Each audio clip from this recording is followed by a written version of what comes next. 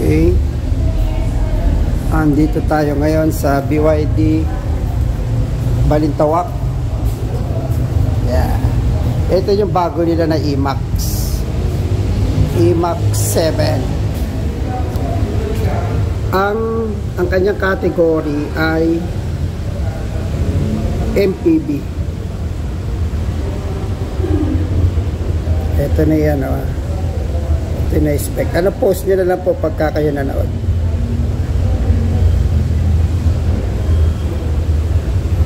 Yan.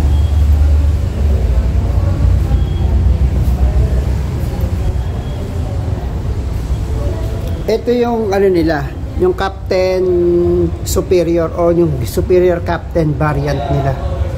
Ito yung 1,700,000 1.7. I think ano, na-judge na ni Mrs. eh. Maganda nga daw. Nakita niya. Tsaka hindi naman siya mababa. Ay, mataas naman eh. Ito yung may finger ko. Taas naman to. Siguro wala namang ganyang kalalim na lubak, di ba?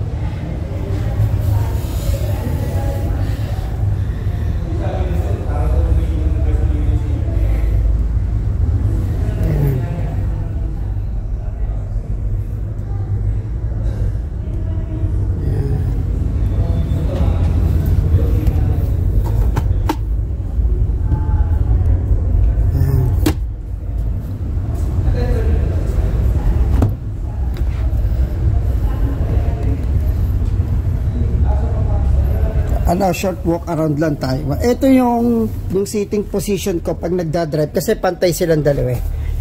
Ito medyo masikip siya pero meron pa siyang adjust. Ayan, i-adjust pa. Ayan, pwede mo pa i-adjust. Sa mga adult na 5'4" ang height, ano, pwede na siya. Tapos, ang maganda dito, napansin ko, itong armrest niya na i-adjust. Hindi yung tulad sa iba na lundo siya. Ito hindi, oh. Parang naglalak siya. Meron siyang ano, mechanism. Ayan, tignan mo. Sobrang baba. Pero pwede may taas. Oh.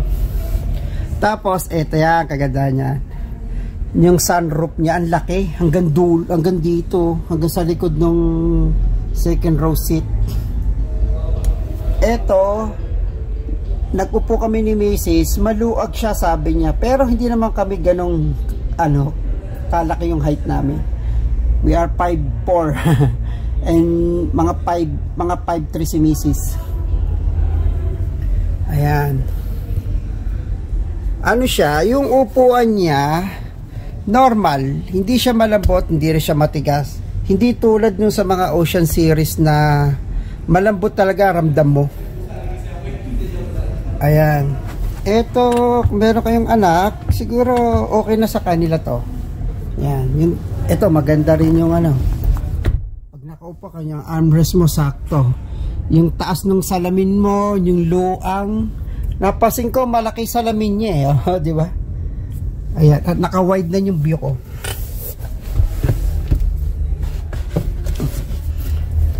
Tapos ito pag naka-fold, lipat tayo. Tapos may speaker dito. Yan. Ito okay siya. Hindi siya masikip. Ito yung position kasi nito nakasagad to eh. Ay na, hindi siya pantay eh. Pero pag ito inusog, maluang pa to. So advice talaga pang child lang talaga yung likod. Sige. Oh, ay ito pwede na nadagdagan siya na MPV ang tawag dito. Mami ito pwede na nadagdagan dalawa sa likod. Yan. Ayan, tingnan natin yun. Speaker. Anong price na ito sa box? Pwede i-adjust to eh. Yan. Ito pala, pero hindi pa siya sagad ah. Hindi pa sagad. Pero sa bata, maluwag na to. At saka maganda to pag nagbibiyahe habang umuulan kasi ang laki ng view. Magkano naman siya? Ang range nito is 520 km range. Mas malayo to. Tsaka maganda yung bintana niya sa likod. Sige po, sir. Okay lang, okay lang. Hindi, sige po, okay lang. Ayan. Ang ganda, no? Tapos may adjustment siya. Ayan. May charger siya, may port. And then tapos meron tong B2L, yung vehicle to load. Yung kung wala kayong kuryente sa bahay, magagamit nyo to as power. Meron siyang saksakan, yung mga saksakan ng mga typical na ginagamit natin. Meron to dito sa gilid. Vehicle to load ang tawag dun sa nila. Yeah. Balik natin sa okay.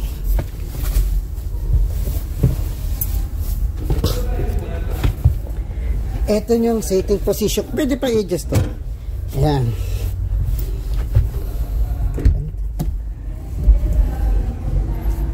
Tapos flat, medyo malalim lang siya dito.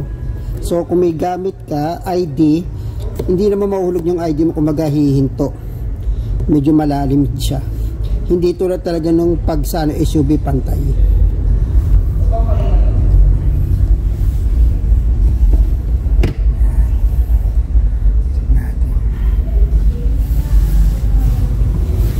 Ito kay Carla. Kaya anak ko. May cargo. Tsaka power. Yung kabila power din Ito pwede pang i-adjust pwede ko pa i-adjust pa pala. Ayan, so yung likod dito yung likod niya mas lumuwag pa. Di ba? Mas lumuwag pa yan. Yung mga iba marami ng marami ng pictures. Oo, marami na. Tapos ang maganda nito, tignan mo. Shift knob. Tapos pipindutin mo. Ito. Aircon malamang to mode. Ay, papatiglan nyo Normal. Tignan nyo, eco. Flat. Yan, meron siya naman Eco, normal, sports. Yan. Mas siguro arangkada niya, tapos mababago rin yung timpla ng manibela, yung medyo titigas siya mag-step. Take control. Yan. Meron din siya walang busina. Meron kanya ditong NFC card baka nakuha niya ito pala NFC card. Meron siyang card. Tapos may mode high BYD, close sunshade, masarada, close sunshade, di ba? Marami na nag-vlog nito pero meron tayong kakaiba na hindi nila nabanggit. Yan. Kasi tignan natin yung engine ito, siguro nakita nyo na rin. Wala meron kasing cover meron nakalagay, so hindi natin mabuksan. So gawa na lang tayo ng screenshot tapos pakita ko sa inyo. Tapos napansin ko, ito may butas siya dito. Hindi ko alam kung sa aircon to, hindi ko alam purpose niyan, kasi pagka sinarado mo may butas door to ayan, pag sinarado natin, boom, siguro aircon. Ito, tignan nyo, meron siyang vent dito, may aircon siya. I think aircon to, I'm not sure malamang aircon. Diba? Ito hindi nasabi ng ibang vlogger yan nag-introduce lang sila. Tapos ito maganda, may quarter panel window. Tapos pa, ito ang range niya ay nakalagay nga, kung makita natin, 596 km. So ang layo na mararating. Tapos may mga tire pressure monitoring, charge kilowatt hanggang 300 kilowatt. Ito yung sa bilis naman. Okay, sige. Ito po yung ano yung sa ano bablog ko po to. Panoorin nyo na lang po. Ito mga hindi nasabi na ibang vlogger. Yan. Ito na naman nila charger to eh. Ito may charge sa dito. May charging to. Tapos yung aircon bench niya. Ito po pala yung higher variant to. Ito yung higher variant nila. Tapos yung sitting position ko ng maluwag ito. Tapos ang ganda ayan ganyan. Ang taas nung center console niya. Hindi siya iwan. Okay na, not bad. Pagka naman kasi sobrang taas, hindi na, 'di ba? Then tapos matatakpan to, tapos mag-adjust dito. Matatamaan 'to, masasacrifice eh. Ito, natin na. Yan yung ng BYD. Yan. Mataas yung kanyang ano ba tawag dyan? Yung infotainment system. Sige, mag-ulit tayo ba? Hi BYD. Open window. Ayun. Yung bumukas yung sa akin lang. Ito bukas to ngayon Hi BYD. Close window. Diba? Ito lang ang window lang eh. Pero pag sinabi mong Hi BYD, open all windows. Lahat bumukas. Ayan, lahat bumukas yan. Pag sinabi mong all windows. Hi BYD. Natin close all windows. Lahat. Sumarado yan. Ito yung mga features na voice recognition dati nang meron ito eh. Pero since yung China, alam nila kung ano yung mga pangangailangan ng mga yung mga car owner. Yung binibigay nila very generous sila pagdating dito. Tapos to LED touch lang to. Tapos may sunshades ka. Yeah. Maganda. Tapos perforated. Tapos meron pala tong ventilated seat. Lumalamig to. Lumalamig tong sa front passenger tsaka sa driver seat. Lumalamig to. Meron siyang yung cooling kung tawagin, di ba? Meron siya. Yung other cars, wala nito sa ganitong presyo. Di ba? Pure EV pa, mura na to. Mura na. Tingnan yung 6-seater to. So sa mga bata, may enjoy to. Sa mga mahilig bumili ng sasakyan, sa 520 km range, o natin na 500 to 490 kilometers na bibiyay ka, makakarating ka ng Baguio, balikan uli ng Bulacan, na hindi ka charge. Yun ang mahalaga, di ba? Sa mga sa mga mahilig mag-travel. So, yung masisave nyo sa gasolina at saka sa environment. Yung pollution, 'di ba? Hindi na malalanghap ng tao, kumbaga dito lang okay na. So, yung sa mga nagagalit sa China cars, masasabi ko lang kasi sa China nagkaroon sila ng ng problem sa, 'di ba, naging mausok sila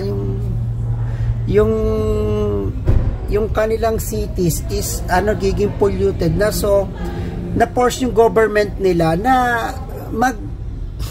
magpatupad na talagang EV na. So ngayon ang ginawa lang nila, binebentahan nila tayo, di ba?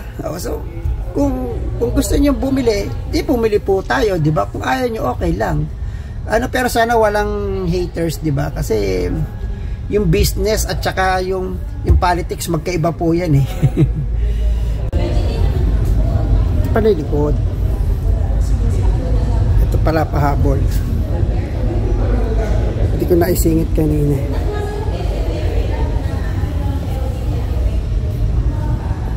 Ito kasya isang bagahe.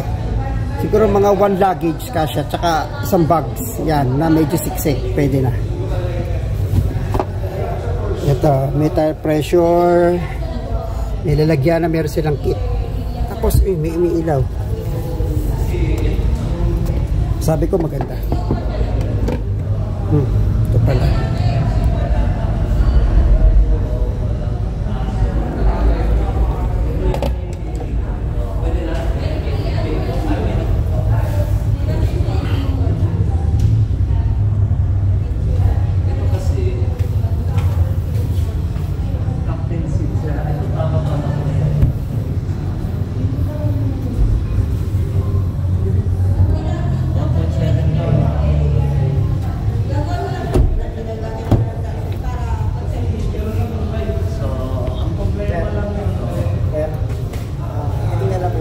Sige po, okay lang po. Sige po, wala pong problema, okay lang. No problem, take your time po. Problema nito. 6 spokes. Ventilated signature.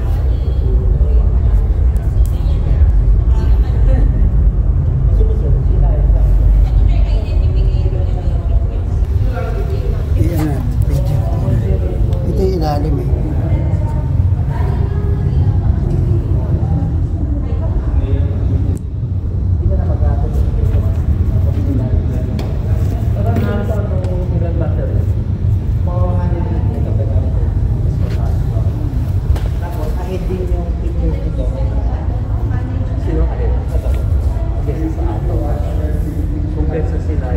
Ilalim.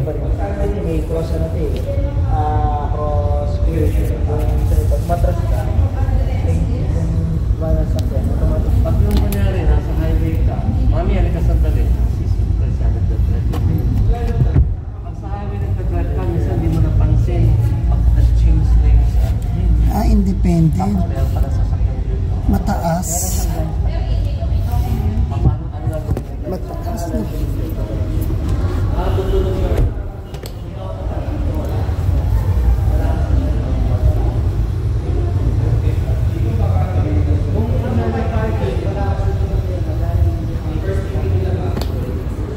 Ayan.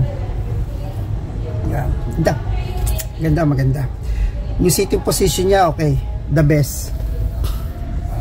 Okay, bye guys. Thank you very much sa mga manood. Sana makapag-subscribe po kayo. Thank you.